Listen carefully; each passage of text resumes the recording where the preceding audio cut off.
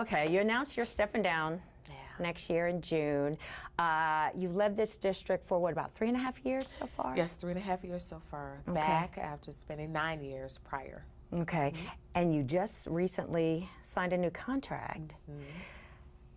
You have been through probably the most difficult period of time, you know, for a superintendent. You had, you know, the pandemic, the bus shortage, teacher strike. I mean, you've had a lot. A lot. Oh, tell me, you've taken a lot of heat as superintendent. Did that factor into this decision to retire now? I mean, something changed because you had just recently signed a new contract. Yeah, well, a lot has changed, you know. Yes, as you outlined, we had a pandemic, we had the strike, the shortages of staff that's impacted our districts and others across the country. And those decisions are heavy. You know, when you think about those factors, rather, are really heavy when you are trying to make the best decisions on behalf of the students and families that you serve. But I got to the point, especially after the pandemic, I really started thinking about the work, the heavy lift of just the responsibility of one person, the perceived responsibility of one person. Although, we were leading together, I didn't feel like I was leading alone. Sometimes you do, human nature, you feel like you're in all of this alone. But yeah, there were many factors. They were part of, I've given my entire life to this work. And the last 3 years has been the most difficult of my entire career. And so you ask yourself, and I ask myself many times, can you continue to lead in this way and not focus on yourself?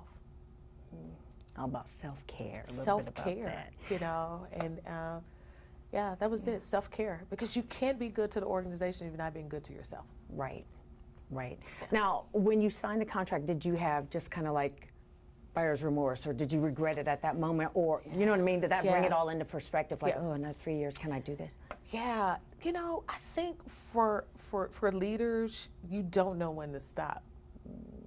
Okay, so you're challenged with, wow, I must continue leading. Just like the pandemic, I was at home in Mississippi when my dad passed away. So I wasn't in the district when we ultimately closed schools, but I had to come back. We buried my father. Schools were closed, but the district needed a leader. So I immediately jumped in and started leading with my team. Right? There was no time. I couldn't say no. I have to go grieve. Sorry, community, you guys figure it out. You can't say that. Yeah. So I think when you're making these decisions about leadership, we tend to think that we have to do it, right? And don't think about, is this good for you mentally, physically, emotionally? So at the time I said, oh yeah, we got a lot of work. We got a lot of work to finish. We're just getting started. So at that time, no, not at that time. Okay, sorry about your dad. No, thank you. When people see this, you look at, okay, just signed a contract, now I'm resigning, they're going to say, was this her own doing? Is there any, because all of the all of the controversy and all that stuff, and they wonder whether this decision may have been your own. How would you respond to that? I would say that as a leader, you have to make a decision, as I stated. What are the conditions in which you can lead, right? This is tough work. And it's tough work because everyone wants to make sure that students are successful. And our conditions across the United States changed and were impacted because of the pandemic. So now we're seeing, we saw our data where students were further behind because they were learning online. We had remote learning, then so we saw those challenges. We saw challenges where we were giving students Chromebooks and the students needed hotspots. We had our vulnerable youth. We had students living in homeless shelters. So we had a lot of things that we had to consider as we were trying to make sure that our students were successful, but meet the needs of their families too. This organization knew that in order for our students to be successful, we had to focus on our families. And that was something that we didn't have an overall district strategy for, but we knew we had to push the envelope, and that's why we created more family ambassadors. The Office of Engagement really increased their presence with making sure students and families were connected. We changed our websites to make sure we were more responsible. So all of those things, it didn't stop there. We have to do more of that. So I knew that it's going to be continued challenges ahead as we continue to remove more barriers for students. Because basically it's not going to get easier, right? And it is going to be harder to get more funding, right? We see the funding systems that are changing. Although we had some relief with some of the federal dollars that we have that's providing some additional supports, but we know those dollars are going to go away. So it's going to get harder. So I knew for me as a leader, when is a time to step away is never a good time. But we have systems in place. We have a team that's doing good work. And I wanted to be able to give the board the opportunity to really think about the successor. So I thought it's not a good time, but I thought for me it was the best time. And it was ultimately, this is just your decision. It's no outside pressure, no pressure from the board or anything like that. Totally your decision. It was my decision. Now, are there pressures? Of course, there are pressures about the work, right? There are pressures about the conditions of the work. Right, and the criticism all comes back to you, even though, you know what I'm saying? You're the leader, right? You're the leader, and so I'm ultimately responsible. So you have pressures there, absolutely, because you want to remove all the barriers or in a way for kids' success, but it's not humanly possible for one person to do, right? You have to do that with others. So you lead with others. You lead with making sure you have policy recommendations. You lead with working with your chief financial officers to make sure that you have the funding that you need. So those decisions are tough decisions, and there are sacrifices when you're leaders of large urban districts too, right? You sacrifice families and other activities to lead forward. And I've given my career has been working in public education, my entire career. I've been away from home, since I was 22, moved to Ohio to go to graduate school. So I decided it's time. It's time to focus on me.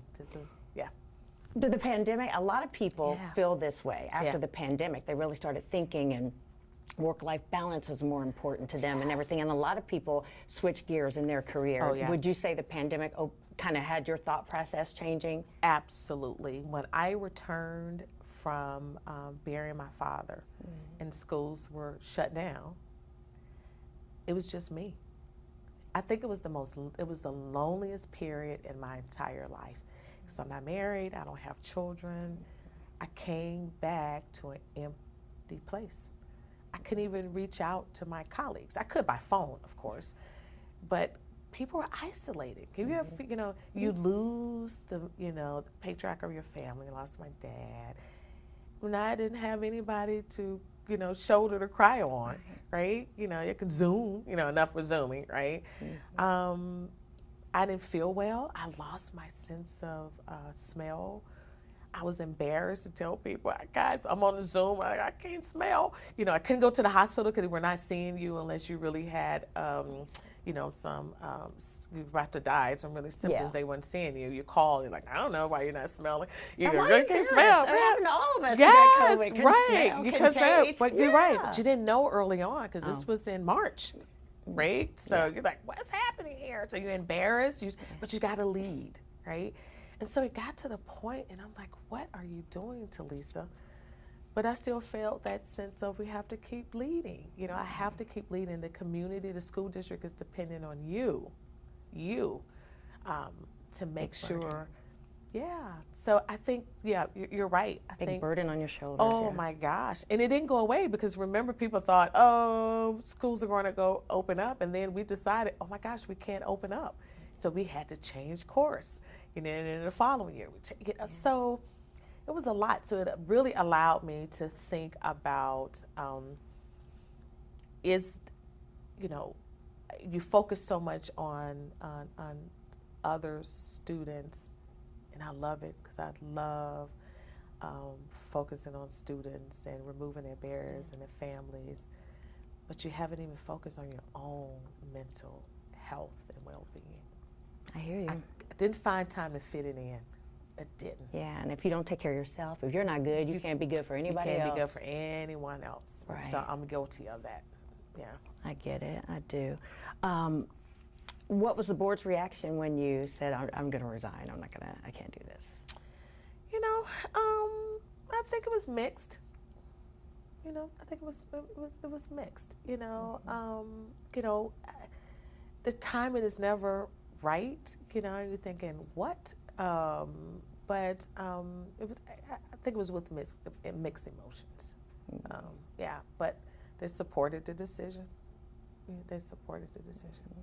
Do you feel like throughout your stint here, have you had the support that you've needed to do this job, both from the board, the community, the parents, or do you feel like you said, it's a lot for one person?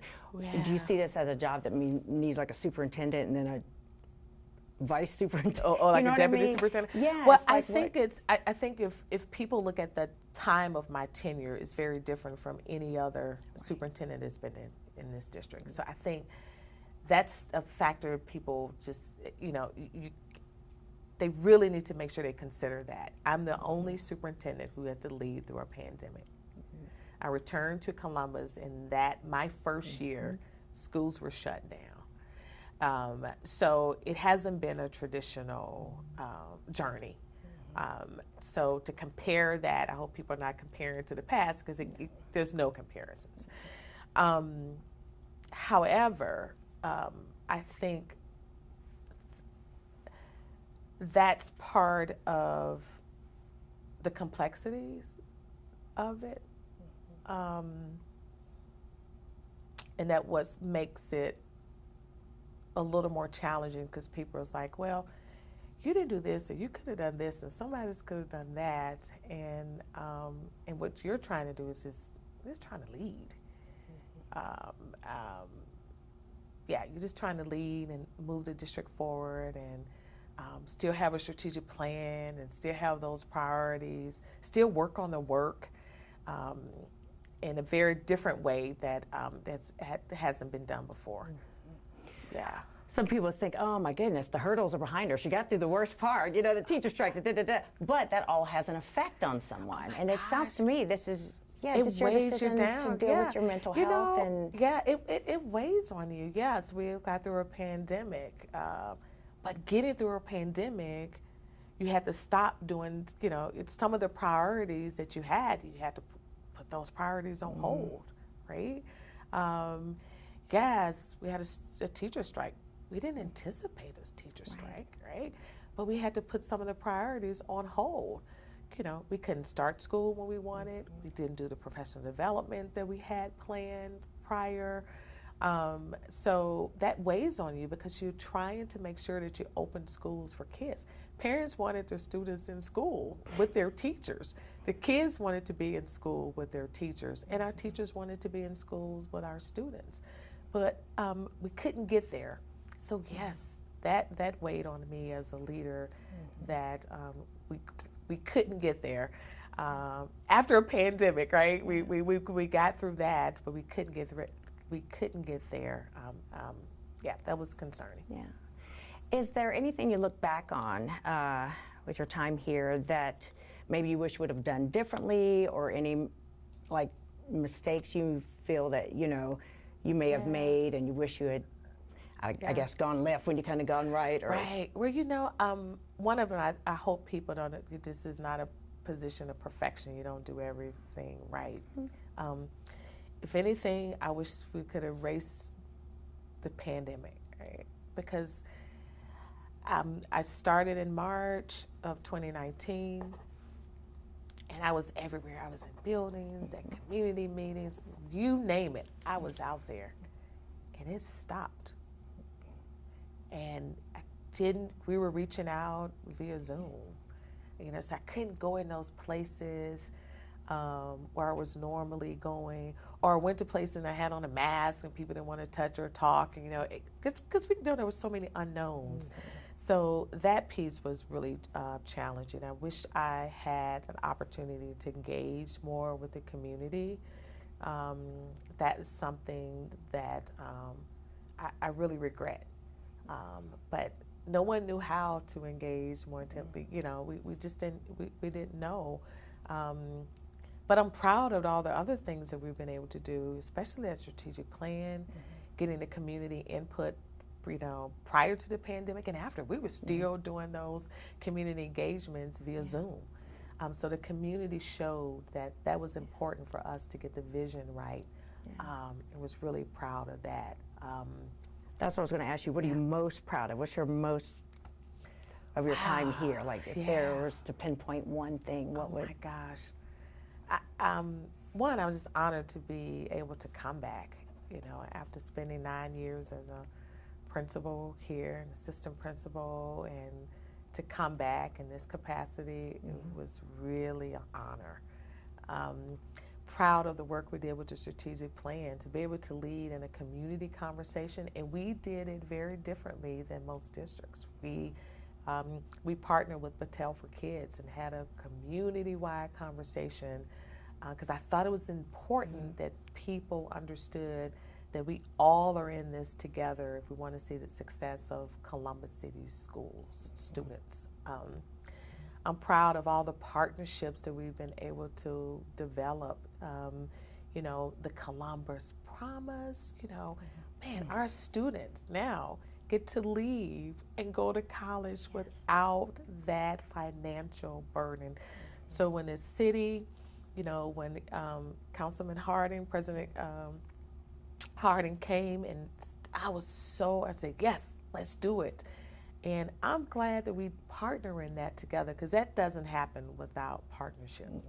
You know, the partnerships we have with The Ohio State University, so many partnerships we have there, JP Morgan Chase, just AEP. We were able to, I believe, expand the partnerships with COSI. You know, this month our students will all be at the Columbus Zoo through our Pathway partnership. So we are making sure that we're partnering with organizations and entities that really want to provide more opportunities for students to learn and to thrive, and that I'm so proud of. I'm really proud of the work that our leadership team has done, our teachers have done, that we've done together. Has it been easy? Absolutely not.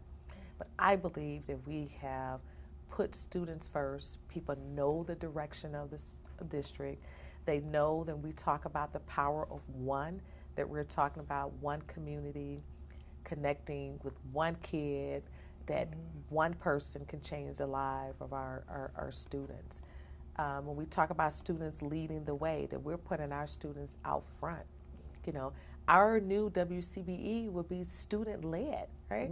So we changed as our students will be leading the radio station, right? How awesome is that, that we are really changing the narrative, that we're going to stay student-focused. So that feels good, you know. So I'm really proud of the work that we've done collectively.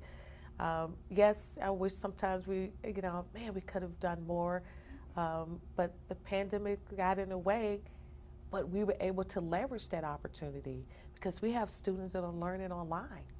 You know, some of our families decided, you know what, this is a pretty good deal for us, for our students to learn remotely, and then because it works for our family needs. And for some kids, it works for them too. They can, you know, do school remotely and maybe work part-time. So that has been a benefit too. So we have a lot of learnings from the pandemic that I believe has really accelerated our opportunities for students. I think the Columbus Promise is amazing. Absolutely. Take that financial barrier away from students, because everyone should, you know, and you have access to a higher education. No, That's and amazing. then you get to introduce students to the workforce. So we even now are looking at more career opportunities in our middle schools. So now we're just backward designing it, you know, because there's a workforce gap, right? So we have to figure out a way to fill that. And that's by opening opportunities for students earlier. You know, the learn and earn programs, you know, students may want to work part-time and go to school part-time, but we're taking the walls out of traditional learning opportunities and really looking at how can we educate our students differently to meet their needs. Not ours as adults, but meet the students' needs. And that's why students leading the way, that is so important. Is there anything that you would like to accomplish before you leave in June? Oh, wow. One, I want to make sure the transition of the interim goes smoothly. I'm committed to that. You know, that must happen. I want the school community to know that we must stay stable. And then as the board will work on whoever is going to be the next permanent leader, but in the interim, I want to make sure that I'm assisting in every way I can, that's a smooth transition.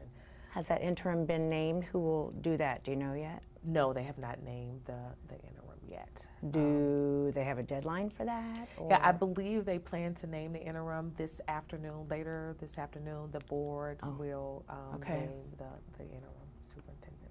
And they'll send out a release. Okay. Yes. Will it be someone from the board? Who do you choose from to be interim? Will it be someone in these offices or something? Yeah, you know, they have a lot of flexibility. They can either choose someone that's currently in the organization, they can get a retired person. So there are lots of ways, but usually most districts either gets a retired person or someone within the organization who already knows the work to step up and lead. Gotcha. Okay. What do you want people to remember? Everyone talks about, you know, a legacy when they leave. You haven't been here that long, but you were in the worst of times. You know I think that's what they're going to remember, right? Yeah. What do you want your legacy? What do you want people to remember about Dr. Talisa Dixon and her time here? You know what? I hope that people will remember that she led in unprecedented times, but she led with others, and she kept students first. I spent the majority of my career as a principal, and I've always been passionate about students having unlimited opportunity to show their greatness, and I have tried to make sure that happened. That's why that portrait of a graduate was so important to me, and making sure that our students, you know, those 6 attributes, how do we making sure our students have more exposure to creativity, communication, adaptability, global empathy. Those are important to me because if we invest in our students early and give them the support, they can do anything that they want to do. And if we don't do that well, we're doing a disservice to the future. They are our future, and we have to pour everything into them. And I hope that that's what people see, that yes, you know, there will be some criticisms. There are criticisms about every leader. I am not perfect, but every day I worked to make sure that our students' experience was greater than the day before. And I hope that that's what people remembered. And I didn't do it alone. I did it with others. That's good.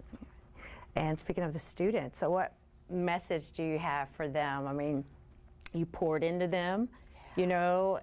You've taken care of them, done what you could. You were their, you know, the leader that they, you know, looked up to. What is your message to the CCS students?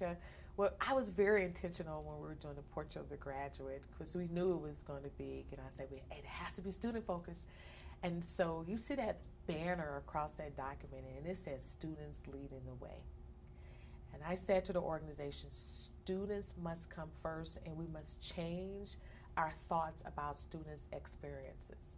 So our summer school is no longer a summer school where our students go to be remediated, right? You know, it is hands-on activities for our students, any student. So our first year, we had 8,000 students. This past year, we had 6,000 students, all focused on partnering with organizations who can give them hands-on experiences. I want them to know that this organization is focused on them.